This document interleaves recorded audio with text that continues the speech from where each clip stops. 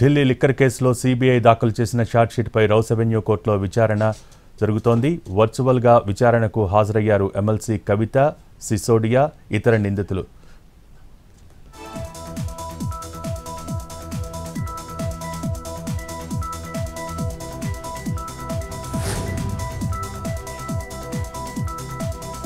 మూసీ వైపు దూసుకెళ్లేందుకు రెడీ అయిన హైడ్రా బుల్డోజర్స్. ఈ వీకెండ్ మూసీ ఆక్రమణ, కూల్చివేతలపై హైడ్రా ఫోకస్. శని, ఆదివారాల్లో భారీగా ఆక్రమణల తొలగింపు.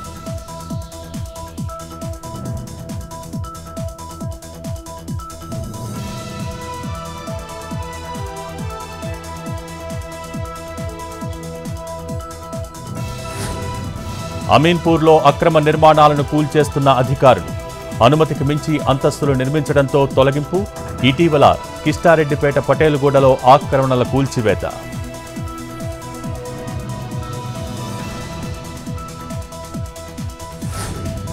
ఎస్టీపీలను పరిశీలించిన మాజీ మంత్రి కేటీఆర్, బీఆర్ఎస్ నేతలు. ఎస్టీపీల నిర్మాణంపై కాంగ్రెస్ ప్రభుత్వం నిర్లక్ష్యం వహిస్తోందన్న కేటీఆర్.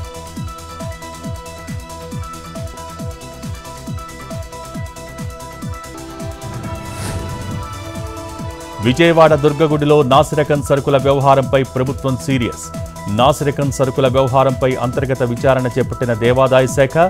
2 రోజుల తనిఖీల్లో 15 లక్షల విలువైన నాసిరకం సరుకులు గుర్తింపు.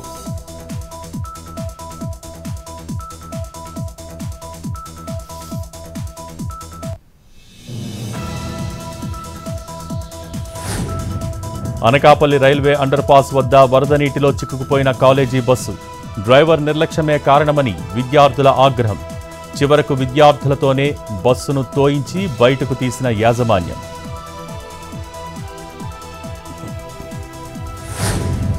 చిరుతపులి సంచారంతో కడియం నర్సరీల్లో నిలిచిన ఎగుమతులు. క్రూరమృగం భయంతో కార్మికులకు సెలవు ప్రకటించిన రైతులు. కడియం మండలంలోని 10,000 ఎకరాల్లో ఉన్న నర్సరీలు.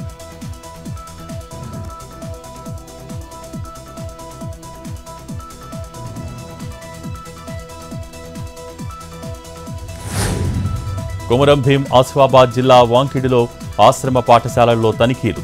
సౌకర్యాలపై విద్యార్థులను ఆరా తీసిన ITDA PO Khushbu Gupta.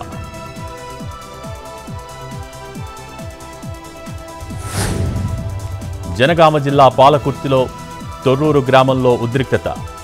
20 double bedroom ఇళ్లలోకి అక్రమంగా చొరబడ్డ పలు కుటుంబాలు. ఆక్రమణదారుల్ని ఖాళీ చేయిస్తున్న రెవెన్యూ సిబ్బంది.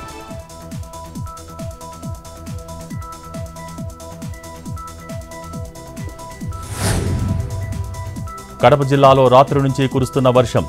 బ్రహ్మంగారి మఠం బద్వేల్ రహదారిపై నీరు ప్రవహిస్తూ ఉండడంతో రాకపోకలకు అంతరాయం. మైదుకూరు పట్టణంలో భారీ వర్షానికి కూలిన పాత మిద్దె.